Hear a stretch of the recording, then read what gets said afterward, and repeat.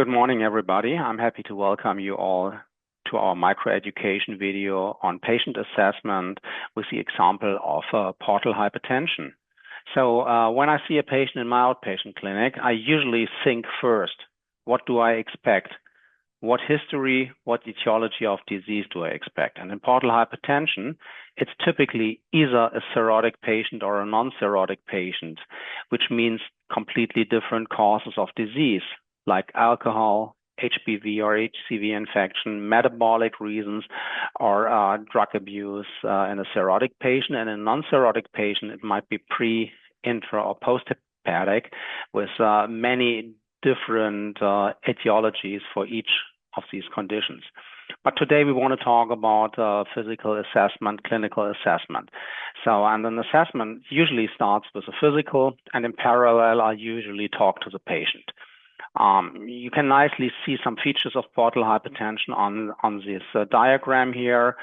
And the first step is always to undress a patient. Make sure that you see the entire patient. Look for abdominal collaterals, ascites, edema, jaundice, gynecomastia, and finally vascular spiders, as you see on this tiny image here.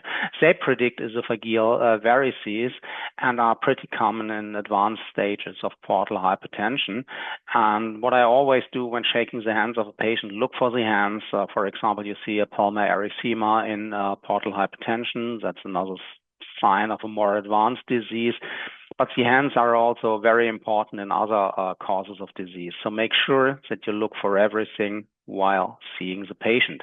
Next step is usually to touch the patient, go for palpation, see if there's palpable left hepatic lobe, splenomegalia, ascites, edema. So very easy, very basic things, but important to do. And as I said before, while doing all these steps of examinations, I talk to the patients. I try to see what his stage of encephalopathy looks like. And we can even go ahead with a very easy test, the so-called number connection test, where you just take the numbers 1 to 24 or 25, let the patient connect these numbers and see how long it takes. It's a very simple thing. You can do it in any office. No big thing to do. And finally, we go for very basic lab tests that usually include surrogate markers like indicators of cytolysis, cholestasis, and hepatocyte function. And we also look for the thrombocytes because they predict hypersplenism by just looking for the platelet count.